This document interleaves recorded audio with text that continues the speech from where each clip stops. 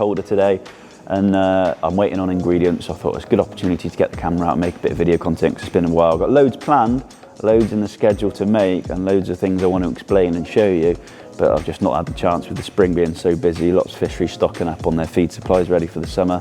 As soon as it warms up, everyone wants their feed all in one go, so it's absolutely bananas this time of year. But yeah, a bit of a lull in action today. We're waiting on ingredients, so it's my opportunity to introduce the two feed types that we make, starting with the standard cereal supplement. That's our low protein, cost effective food source that we make for fisheries. It's the blend that I actually started the business with when I first started feeding cereals to my fish. It's the first blend we came up with. So yeah, very modest level of protein at 25% and 3% oil, low protein, low oil. So perfect for feeding in low water temperatures. Obviously the cooler the water temperature, the poorer the fish, the digestion efficiency of the fish. The digestive enzymes are less effective in extracting nutrient. So there's no point spending more than you have to on a high spec diet, because the fish can't effectively absorb those nutrients. The enzymes aren't working effectively. They're cold-blooded, they're monogastric, they work on those digestive enzymes, and they rely on those digestive enzymes to extract nutrient from the diet. So the colder the water temperature, the less effective they are at doing that. So there's no point spending more than you need to if the fish can't actually use those nutrients that you're paying for. So this is basically the cost-effective blend that we've made for that scenario when the water temperatures are low. Below 15 degrees water temperatures, what I say is, as the fish's digestion efficiency starts to increase and improve as water temperatures increase. But I'd also say to fisheries that operate at a high stocking density, maybe your commercial fisheries or your match venues, this is probably the blend that I'd recommend using all year round, just because you're not really feeding for growth in that scenario. If you've got a high stocking density, you're a commercial venue, then you're not really feeding for growth. You're normally feeding for condition, to keep the fish active, feeding, and in good conditions. So there's no point spending more than you need to on protein and putting that pressure on water quality. You're just feeding to keep the condition on the fish. So you may as well use a cost-effective food supplement that's just going to keep your fish feeding, active, and getting reward for actually looking for food, and that will help to reduce stress, increase catch rates, and improve condition. So there's no point feeding an expensive diet in that scenario, because you're not going to get the benefits of the higher protein content. If the fish are in a high stocking density, they're not going to actually convert that into body weight very effectively. So again, it's not cost-effective to feed a high protein, high fat diet in that environment. You're better off just feeding a cost-effective food source to keep your fish feeding, give them some food and reduce that stress level. But if you're after a bit more growth, I'd say drop your biomass, and then you've got a healthy biomass that allows for a bit more growth. Then you'll get the benefits for feeding a higher protein food source in the warmer months.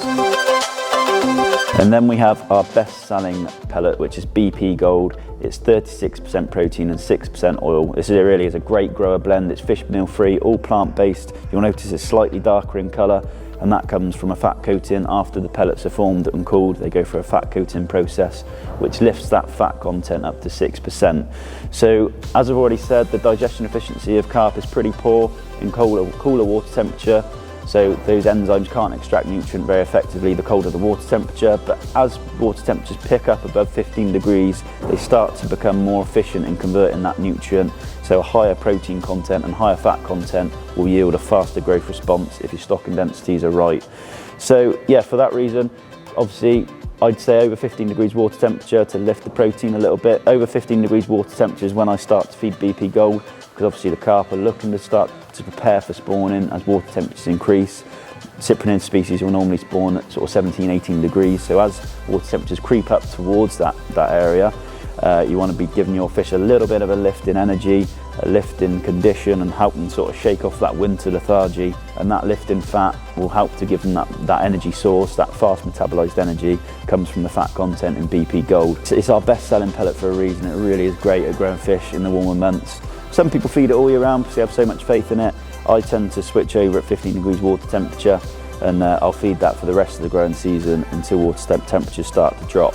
And in both pellets, the standard cereal supplement and the BP Gold, we do them in 25 kilo sacks and 500 kilo bulk bags. The bulk bag is the best value, but we also supply in 25 kilo paper sacks for people that have, for ease of handling or ease of storage. We can supply in 25 kilo sacks.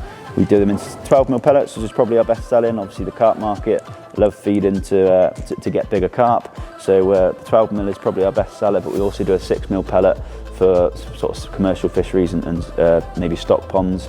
I feed either to my fish. I don't lose any sleep about over pellet size because it breaks down fast. Everything has a share of the ration, and that fast breakdown of the pellets really does help fish to root around the bottom and disturb the substrate, prevent weed from establishing, help to keep a nice consistent algal bloom all year round, which has great nutritional benefits, which we'll come on to in another video. So that's one of the videos one of the topics I want to cover, because there's lots to talk about around algal blooms. But for now, these are the two pellets that we sell: BP Gold, high protein for warmer water temperatures, and the standard cereal supplement for the colder water temperatures. Lower protein, higher protein, both are fine to feed all year round. They have minimal ammonia contribution. We tested that through an independent lab experiment many years ago, and the ammonia contribution of our cereal pellets was 5 times lower than some of the fish meal diets on trial. So I don't have any concerns with feeding my fish, even all year round on either feeds. You're not going to be polluting the water and causing any peaks in ammonia, and you're really looking after water quality of plant-based products. And there you go, those are the 2 pelleted feed products that we make, and in my opinion that's as complicated as it needs to be. The 2 feeds that we make for different times of year. I think there's lots of different feed choices on the market which can be quite confusing, and we like to answer any questions that people have and any concerns that you have. Ultimately, BP Milling wants the best for your fishery, and that's the business I want to create, is something that can give you free advice, a place where you can call and ask any questions about your fishery and improving the healthy development of your fishery and your healthy stock progression. That's the business we want to be. We don't want to just be feed sales and trying to sell you fish feeds. We want to help you with your stock progression, and that's why we create these videos, to help you. So yeah, if you have any questions about our feeds and the 2 that we make, BP Gold and the cereal supplement, very simple. But if you have any questions, please feel free to drop any comments in the comments section, or give us a ring, or give us an email. If you give us a call, you will get through to me as well. It's important to know that it's just me that you'll speak to when you ring BP Milling, so I can give you advice straight off the phone. And I'm always happy to help and take your call. If I can't take your call, it's probably because the machines are running. I'm very busy, but I always get back to any voicemails and answer any voicemails. So feel free to give us a shout, and always happy to help.